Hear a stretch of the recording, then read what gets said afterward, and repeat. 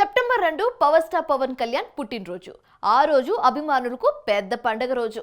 ప్రతి సంవత్సరం పవన్ పుట్టినరోజున తమ నటిస్తున్న సినిమాలకు సంబంధించిన అప్డేట్స్ ఇస్తూ ఉంటారు.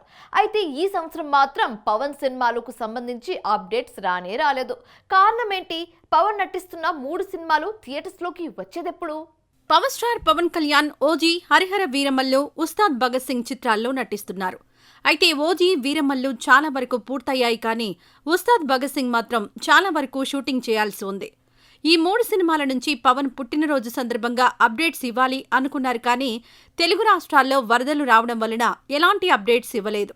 అయితే గబ్బర్ సింగ్ మాత్రం రిలీజ్ చేశారు. ఈ సినిమా అడ్వాన్స్ బుకింగ్స్తోనే రికార్డు కలెక్షన్స్ సాధించింది.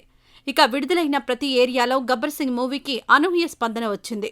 పవన్ సినిమాలు ఎప్పుడు థియేటర్స్లోకి వస్తాయి అంటే హరిహర వీరమల్లు కోసం మంగళగిరిలో భారీ సెట్స్ వేస్తున్నారు. అక్కడే షూటింగ్ చేయడానికి ఏర్పాట్లు చేస్తున్నారు. ఈ మూవీని మార్చిలో విడుదల చేయడానికి ప్లాన్ చేస్తున్నారని సమాచారం. ఇక ఓజీ విషయానికొస్తే ఈ సినిమాను సమ్మర్లో విడుదల చేస్తామని నిర్మాత డివివి దానయ్య చెప్పారు.